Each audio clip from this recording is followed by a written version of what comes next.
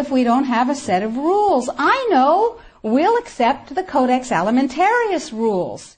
And all the members of the WTO worldwide will, get ready for an Orwellian term, harmonize with our standards, with the Codex standards. Harmonize. I suggest you capitalize the first 4 letters in your mind. So everybody's supposed to harmonize with Codex. And when they harmonize with Codex, then if they get pulled into the World Trade Organization dispute resolution process, they have a chance of winning. Because, here's the kicker. You ready for this one? If 2 countries go into the World Trade Organization dispute resolution process, and one of them is Codex compliant, and one of them is not Codex compliant, the one that is Codex compliant automatically wins regardless of the merit of the case. People are using Codex compliance as a weapon in a much bigger economic battle. So, every country in the world is racing to do what? To become Codex compliant. So, in the United States, the situation is, okay, how do we become Codex compliant when we have laws that protect us? And you have to remember that Codex does not serve consumer well-being, does not serve health. It serves what I call the 5 bigs. Big pharma, big chema, big biotechna, big agribiz, and big medica.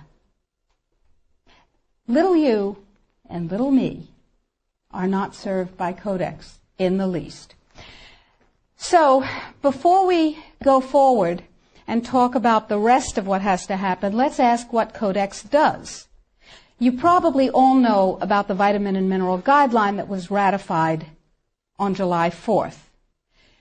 You may not know that although it is said that Codex guidelines, regulations, and standards which have been ratified are voluntary, they are not voluntary.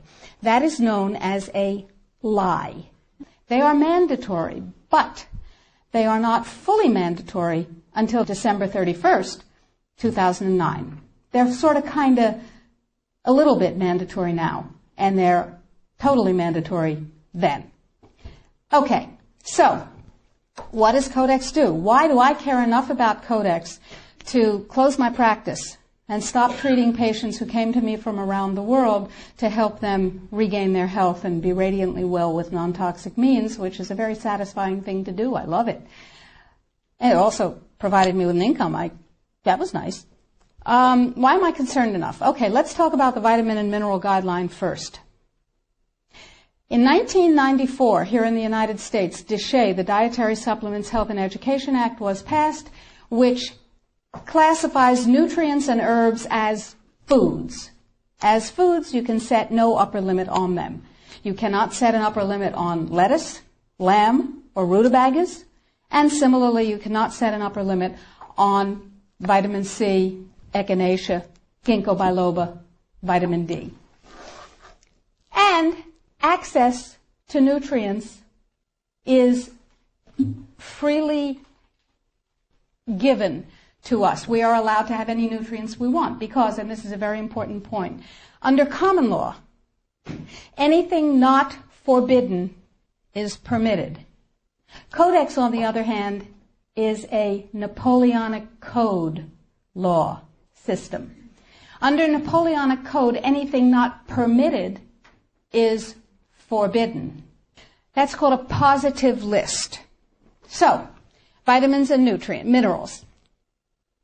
In 1994, we passed DSHEA. Nutrients are foods. We can have as much of them as we want. It's our business.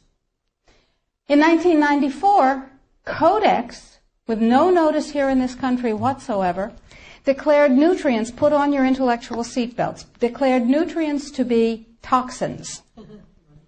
They're poisons. Dangerous industrial poisons. As poisons, we have to be protected from them. How do you protect somebody from a poison? You use toxicology.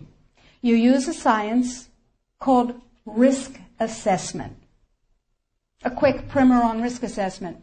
First, you take the substance that's poisonous and you feed it to animals and you determine the dose that kills 50% of them. That's called the LD50. Okay? And you extrapolate what the LD50 for a human being might be.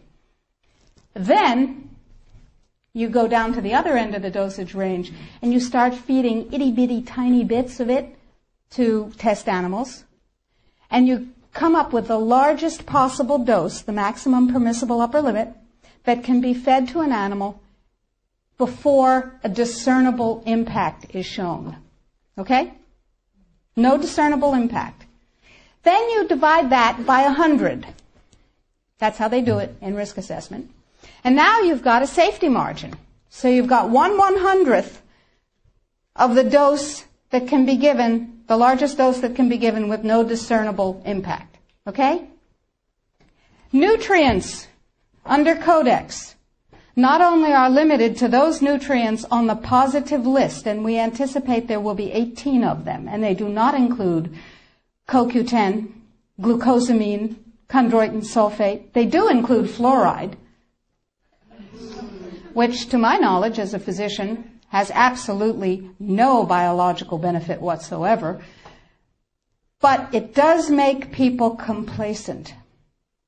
Fluoride was first used in the Gulag because it was discovered that prisoners who were fed fluoridated water were complacent and you could do anything you wanted to them. They were easy to manage. So, you have 18 nutrients, you have itty-bitty, teeny-weeny, little-bitty doses that are determined scientifically to have no effect on any human being. Now, in this country, we have a problem. We have Déchet. We got to get rid of Déchet in order to harmonize with Codex. That part of Codex, anyway.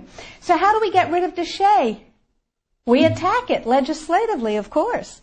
And there are 5, count them, 5 bills currently before Congress designed to overturn, gut, invalidate, and otherwise get rid of Déchet.